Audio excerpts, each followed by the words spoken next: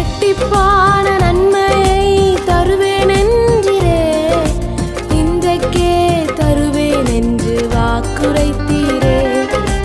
இழந்ததை திரும்ப தருவேன் என்று சொன்னீரே, இரட்டிப்பான பங்கையும் தந்திடுவாரே.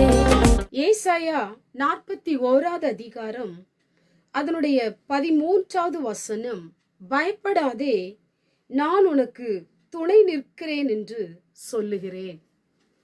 இந்த வார்த்தையை கேட்டுக்கொண்டிருக்கிற எனக்கு அன்பானவர்களே, இன்றைக்கு ஆண்டவர் உங்க வாழ்க்கையில உங்களுக்கு துணை நின்று உங்க காரியத்தை கைகூடி வர பண்ணுகிற தகப்பனா இருக்கிறார். அநேக சோர்வுகள் உங்க வாழ்க்கையில் இருக்கலாம். நீங்கள் எதிர்பார்த்தது உங்களுக்கு கிடைக்காமல் இருக்கலாம். உங்க வாழ்க்கையில எந்த ஒரு ஆசீர்வாதம் இல்லாமல் இருதயம் தத்தளித்து கொண்டிருக்கலாம். இந்த நாளிலும் நீங்கள் எதிர்பாராத ஒரு புதிய ஆசீர்வாதத்தை தேவன் உங்களுக்கு கொடுக்கும்படி உங்களுக்கு துணை நிற்க போகிறார். இன்னைக்கு நிறைய மனிதர்கள் உங்களை விட்டு விலகி போயிருக்கலாம்.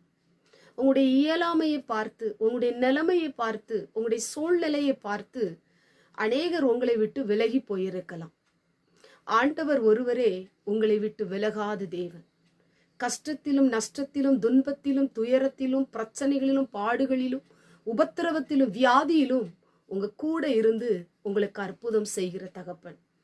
ஆண்டவர் இந்த வார்த்தையை உங்களை பார்த்துத்தான் சொல்லுகிறார். பயப்படாதே, நான் உனக்கு துணை நிற்கிறேன்.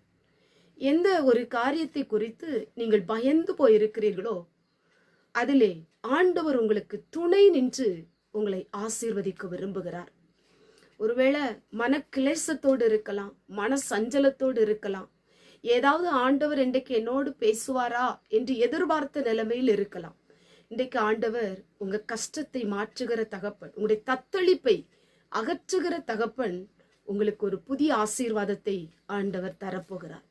ரொம்ப பிரச்சனையில நான் இருக்கிறேன், மன உளைச்சல்ல இருக்கிறேன், இந்த பிரச்சனை என்ன விட்டு மாறுமா, இந்த உளைச்சல் என்ன விட்டு மாறுமா, கர்த்தர் என்னை ஆசீர்வதிக்க மாட்டாரா, எத்தனையோ வசனத்தை நான் கேட்டிருக்கிறேன், ஏன் வாழ்க்கையில் அற்புதம் இல்லை அப்படின்னு நீங்க நினைச்சு கொண்டிருக்கலாம். இன்னைக்கு உங்களை பார்த்து தான் ஆண்டவர் சொல்றாரு, நீ பயப்படாத, நான் உனக்கு துணை நிற்க போறேன், உன்னை ஆசீர்வதிக்க போகிறேன், ஒரு புதிய ஆசீர்வாதத்தை நான் உனக்கு தரப்போகிறேன், நான் உங்களுக்கு தரப்போகிறேன். நிச்சயமாய் ஆண்டவர் உங்களுக்கு ஒரு புதிய ஆசீர்வாதத்தை ஆண்டவர் தருவார். இந்த வார்த்தையை விசுவாசிங்க, உங்களுக்கு அற்புதம் நடக்கும். கண்களை மூடி ஜெபம் பண்ணுவோம். எங்கள் பரிசுத்தமுள்ள நல்ல பிதாவே, கேட்டதான வசனத்தின் மூலமாய் பயப்படாதே, நான் உனக்கு துணை நிற்கிறேன் என்று சொன்ன ஆண்டவர், அப்பா, பிள்ளைகளுக்கு ஃபீஸ் கட்ட முடியலையே, பிள்ளைகளுக்கு எதிர்காலம் இல்லையே, வாழ்க்கையில் ஆசீர்வாதம் இல்லையே என்று கலங்கி போய் பயந்து போய் இருக்கிற நம்முடைய பிள்ளைகளுக்கு துணை நின்று அற்புதம் செய். ஒரு புதிய ஆசீர்வாதத்தை உங்களுக்கு கொடுக்க போகிற தயவுக்காய் ஸ்தோத்திரம். இயேசுவின் மூலம் ஜெபிக்கிறோம் பிதாவே, ஆமென்.